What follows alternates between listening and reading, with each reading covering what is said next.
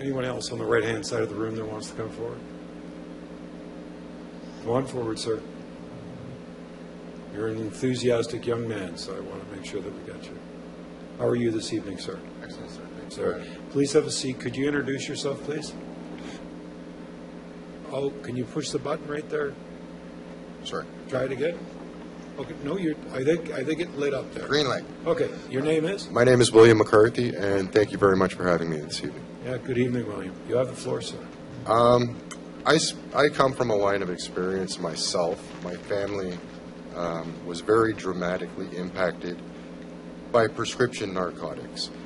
My mother was diagnosed with cancer of the breast by the time I was 12.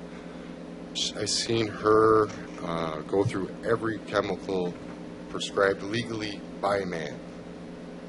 Her next best scenario would have been to turn to illegal street drugs, which we all know in this situation, atmosphere these days, are very easily accessible. Thank God that wasn't the case. Just point being, I have total empathy for people in medical need. I also have a bit of experience working in communities with challenges such as we are going through here. I was born in Barrie. The time of my birth, the area was very heavily populated with guns, crimes, and drug problems through biker issues, which I understand Oshawa has a history very similar. Most recently, I moved here from a community known as Flemington Park in North York. These are likely one of the most well-known communities for having hot-button issues in Southern Ontario, in my opinion. Outside of the fact that the media has been ordered not to list neighborhoods, it is a hot-button area. I have seen the scope and magnitude that this creates on impoverished people, on rich people. It really has no limitations. I'm very concerned when it comes to this center about much as what has been already discussed in this House. There is an unknown cost factor. Will be a startup cost. We will be quoted what that may be. Potentially, that could grow astronomically. And I say that because I look towards other centers who have already tried this and, in my opinion, seem to be losing the war. I believe there are different ways. I do not believe supporting an addict with their chemical of addiction is necessarily the right way to go at this issue. I myself suffered from chemical addictions. When my mother passed of cancer, I went into a very dark place in my mind. Borderline suicidal, chemicals almost took me there. I know it's possible to recover. The user needs to be in a state of mind to want to recover. To achieve that, they need to sense a sense of worth. In this region, much as in Flemington Park, and I would suggest areas as Hastings, there is not a lot of hope for people who have hit that bottom marker. I'm not sure how else to put that. Bringing it here in that model, I believe, will have very serious repercussions, and I hate to sit here being fear-mongering, but I believe if we're having an honest and open discussion, all of these things need to be discussed. That's about it. I appreciate your honesty and your delegation, William, and I thank you very much. I can see you being very authentic about your feelings, so I greatly appreciate that. Members of Council, any questions to our delegation at all? Councilor McConkie, questions, please.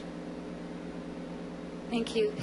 So you see some consequences that maybe haven't been discussed here tonight in terms of not so positive but more negative? I believe so. I don't believe it would be a good practice to hand an alcoholic an open bottle of beer. I'm also not confident that should this center be permitted to function, they will have sufficient control on what happens to the user once they exit that facility. It's been quoted, it's like, they say they're not responsible once they leave the facility. This may be legally argumentative. My reason for saying this is a quote, I don't remember the exact dates, but they introduced on the alcohol perspective side of things, the corking fee at establishments, which would allow charge of $5. You bring your own booze to an establishment, drink, and leave.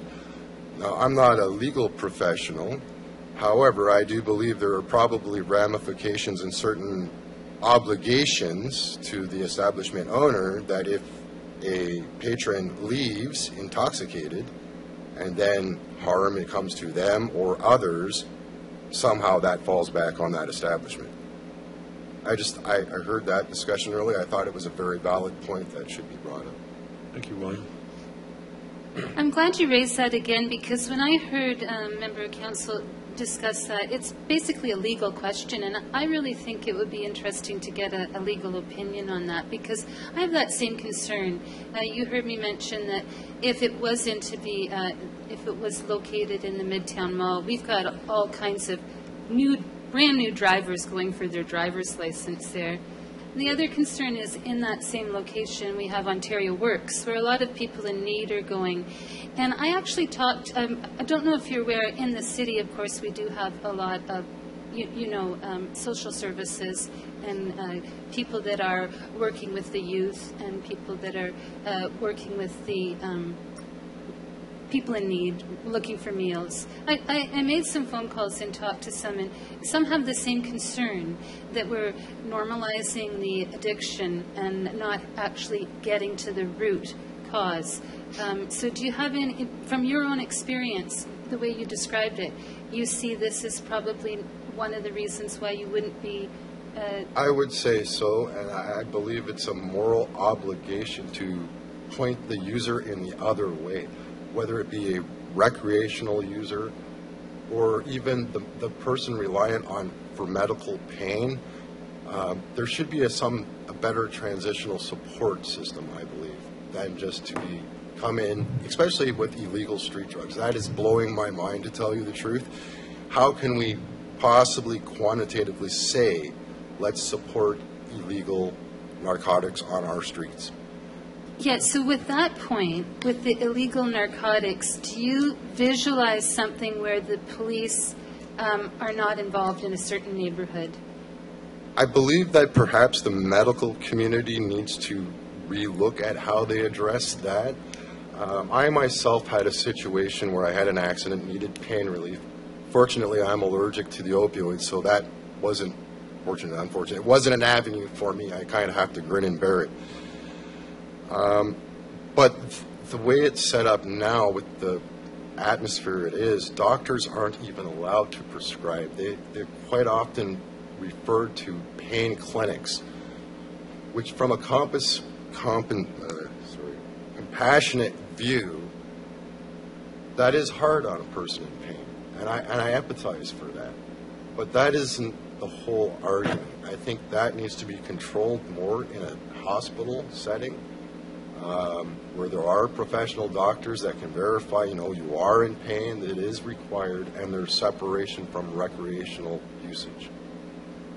I'm glad you mentioned the word recreational usage, because in the end, ultimately, we've heard the Mr. McGarry speak about these people that have gotten addicted to the Oxycontin and whatnot.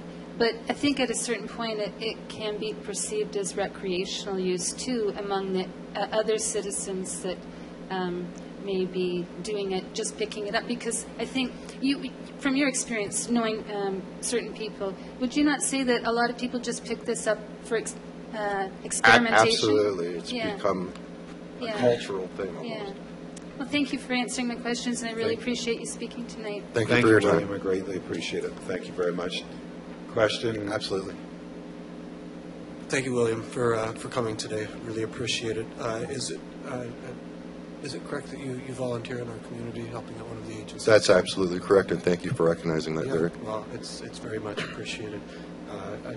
I think that you're aware that that this crisis has been showing its face in that facility as well. I am. I've been volunteering in the community in some of the drop-in centers that do see a lot of these people, and approximately 8 years I've lived in the community. My wife was born here, so I'm very passionate about, as you are, to try to find a solution to this very socially destructive issue. Mm-hmm. I believe there may be other ways. We've been in conversations with solving some homeless issues, which kind of, in theory, they tie in hand if you really want to come down to the brass tacks and things. I would say look to a hubs type. That's a different whatever.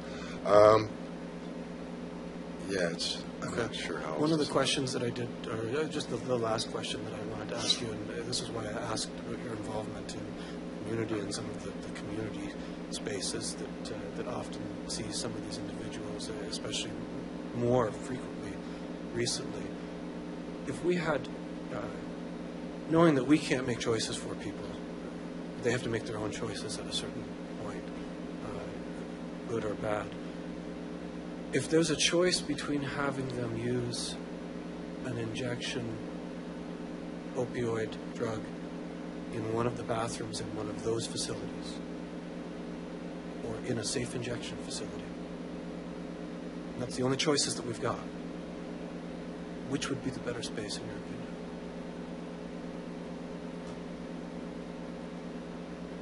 I'm not sure that's a fair question, to tell you the truth.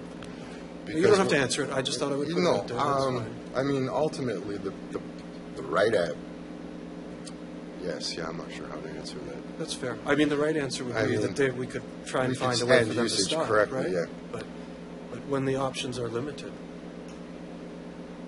sometimes they are. But anyway, I'm not going to. You don't have to answer that question. True, but my opinion on that is, if it's a medical need, which is what these medications are designed for, then it should be treated medically. Fair enough. And recreational use, well, hey, that is illegal activity, and in my opinion, should be treated as such. Fair enough. Okay. Thank you. I appreciate it. Thank you. William. Thank you very much, Councillor Guyverson. And William, thank you very much for your delegation. We greatly appreciate it. Thank you very much, sir. You have a good night. There was another gentleman. Did you have your hand up? No? Yes? Okay. Would you like to come forward? If you could, please, sir, just once you do come forward, if you could introduce yourself, I'd greatly appreciate your first and last name. And if you are a resident of Oshawa, I'd greatly appreciate knowing that. So my name is Carlos Castle. I'm not currently a resident of Oshawa, but I love this place. Okay. That's good. We like it. Just saying. So I currently live in Ajax, but my partner and I are both looking at moving over here. I've worked here. I've had the honour of working alongside Mary at the Lhin Art Studio. I've also been involved in some community events as well, and I can say, as a professional and as a regular person, unprofessional professional, it's got a really beautiful community vibe. Like, the amount of people that turn up to the community events is really, really inspiring. I've been a youth and community and in the youth and community and social care field for about 18 years, over in the UK and over here as well. And the thing that I'm noticing here that is brilliant is the honesty, the real honesty from everybody, both like from either side of the discussion, and the fact that there is an openness to these discussions as well, and people are hearing sort of like views they might not necessarily agree with, but it's happening, and that's powerful. And I think that that's a step in the right direction. I think viewing these individuals as people and people in pain is a big step forward too. Councillor Nicholson, you were talking earlier on about looking at offering alternative medication for people that are coming into these facilities, and I understand and respect what you're saying, but within my professional experience, I recognise that sounds like a fantastic idea, but sometimes it's about meeting these people where they're at. I have met a number of people over my years with like a whole history of issues and hurt and joy and all sorts. And sometimes providing a quick, you're going to be cured and everything will be okay, is kind of setting these individuals up for fail. I don't want to be a part of that. My kind of mantra as a professional is to kind of just try and meet people where they're at and walk alongside them and offer them as much potential information about choices as possible so that they can make the best informed decision for them. And whether it works out brilliantly for them or whether it doesn't, I always aim to try and be alongside them, whichever path it takes. So when you were talking before about it being a recreational thing, that to me sounds, with all due respect, quite detached.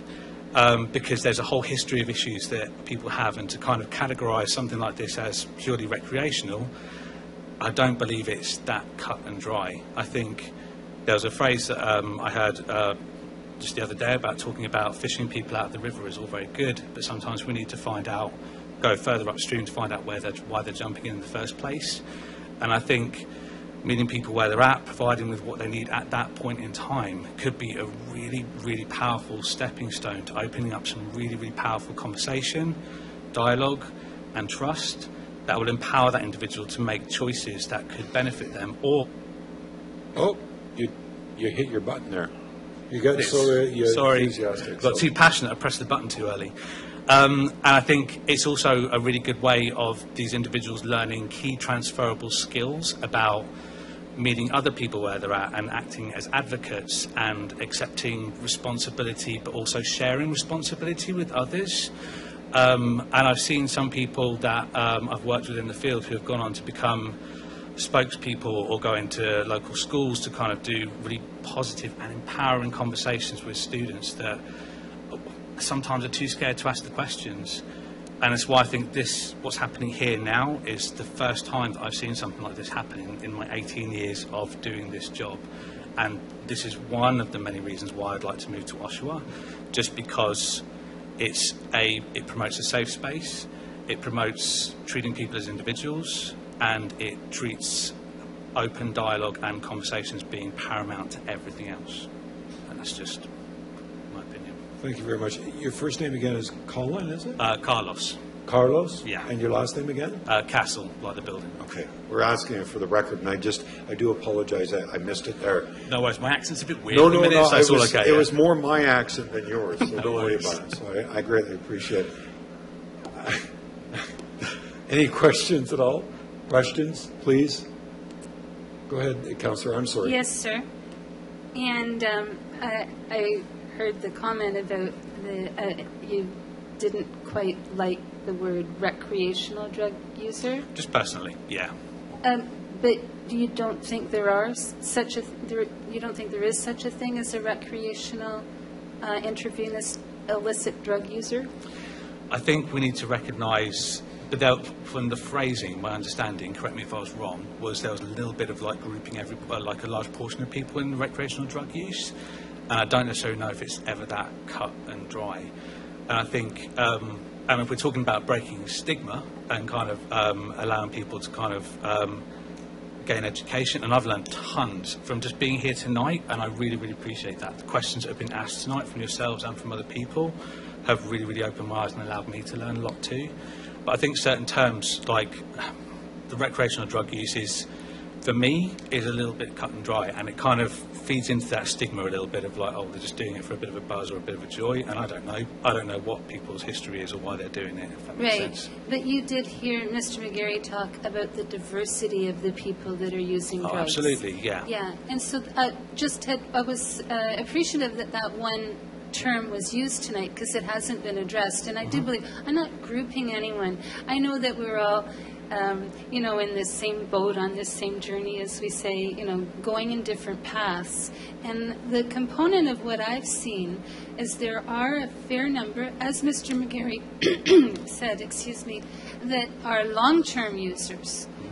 We're talking, 15 years, that have no interest in kicking the habit. Yeah. And so at a certain point, maybe that would be a type of recreational use, or in the end. I don't know. I don't know what the actual definition is, but we have you've agreed, we have a big group of different varieties. I think I really appreciate your honesty about not knowing, because I think that's the thing where some of us are kind of having like unsettled footing, and that's okay as well. I think it's the key bit here for me is education, like whether that's like on social education or whether that's academic, whatever. And I think discussions like this help that. And there's a lot of terminology that's kind of chucked around, thrown around even, like the I'm learning has changed, like in my 18 odd years of being in this field. So kind of constantly checking in and being okay about not being too sure about stuff is the really important piece too, because we don't know everything, and that's part of this journey too.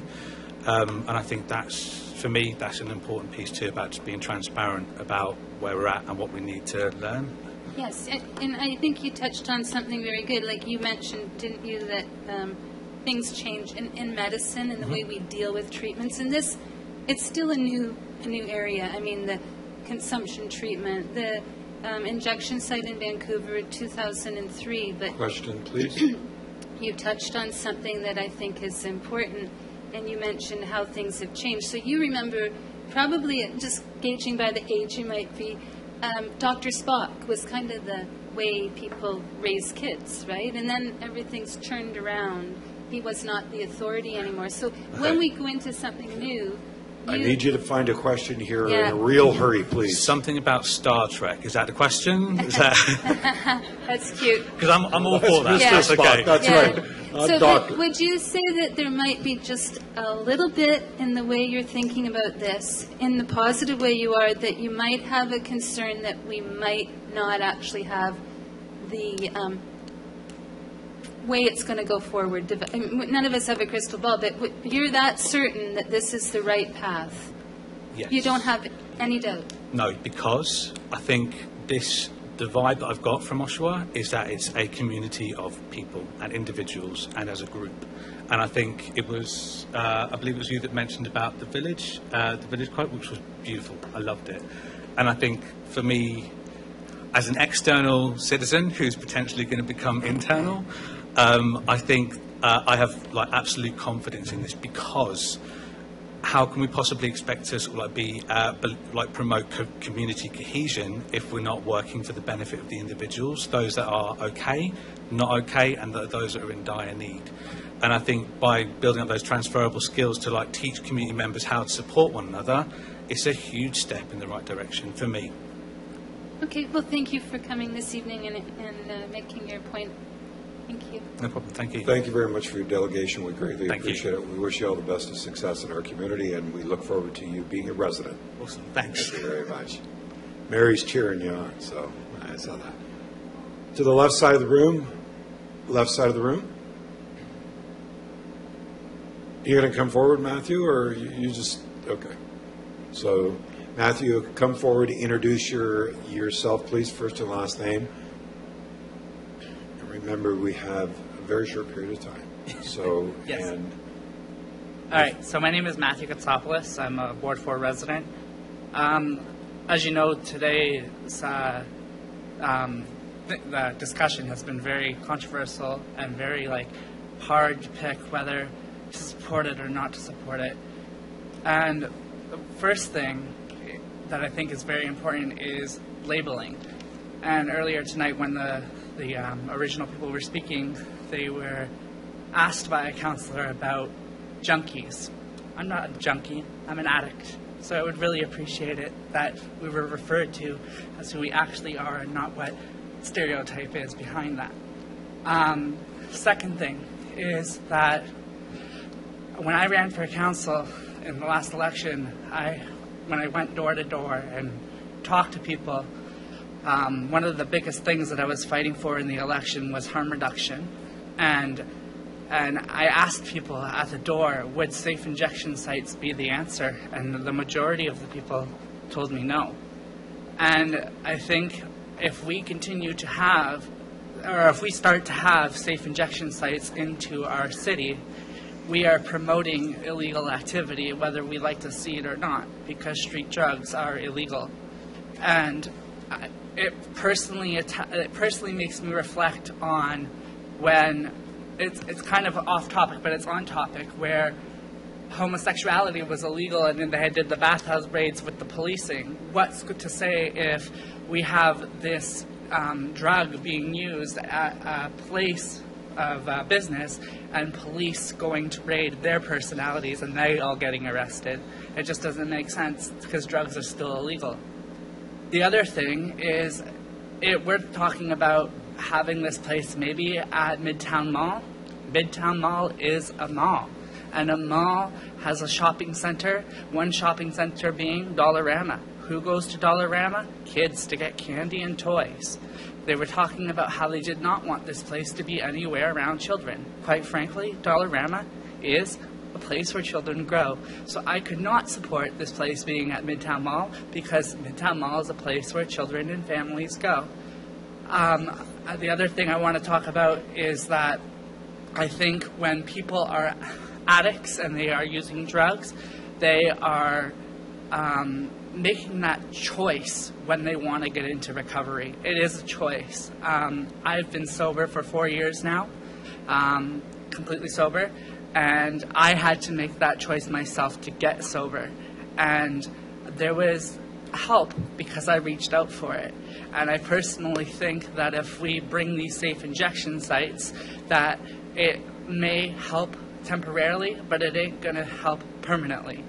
And when we talk about the needles and stuff in our city, you were talking earlier, Mr. Mayor, about a lot of drugs being collected in our in those needle boxes, but that was from 2016. It's now 2019, and the drug rate and the opioid crisis is now a national crisis globally. It's really bad, and I know from my house behind, like the park behind my house, I live in front of Bathe Park, and Bathe Park isn't in the downtown core, it's just south of it. When I was campaigning there, I found 2 needles in our park. So if we're going to have needle dispensaries in our parks, we should have them in all the parks, if that's the solution, because there's needles everywhere, not just the downtown core. And to finalize what I'm going to say about all this is that when I was campaigning this summer and visiting 10 cities, all the people that were using drugs as well, I've spoken to, and a lot of the people are not in favor of safe injection sites. One of the few reasons is people don't do drugs alone. They do them with friends. And I don't think a safe injection site is going to allow somebody to go in with another person to shoot up. 2, when they do their drugs with a group, they have their safety net. When I went into 110 City, I had somebody who was fully aware that he needed medical help because he thought he might have overdosed. He asked me to call an ambulance for him. So I think people are aware when they need help, and I think they know how to ask for help. We are adults, and we got to make sure that we are taking self-responsibility when it comes to these things. Thank you. Thank you very much, Matthew. I greatly appreciate it. Questions to our delegations? Questions? Councillor Hurst. Good evening. Not so much a question, but good for you. I really appreciate everything you said tonight, and you were very honest and forthcoming, and you brought a different perspective of it, of all these issues, and I really appreciate your honesty. And thank you for being you and for sharing your experience with us. None of us know what you've gone through, the road you've traveled. I'm glad you are where you are now. Thank you. Okay. Thank you, Councillor Hurst. Matthew, thank you very much. I greatly appreciate it. I think Rosemary. Councillor McConkie, please, questions. Thank you, Matt. That was interesting to hear what your point you made. You indicated that people do like to shoot up together. Do you know then, have you inquired at any of the injection sites whether they do allow that? You said you don't think so? From my understanding, I don't know for sure, but it wouldn't make logical sense that they would allow people to shoot up together in a room. Yeah, I would agree. You've seen pictures, they're just individual stalls with a mirror. Yeah. And, yeah, so that's something to consider. Anyhow, I concur with Councillor Hurst. Thank you for coming this evening. It was enlightening, too. Thank you very much. Thank you very much, Matthew. I greatly appreciate it. Thank you. Have a good night.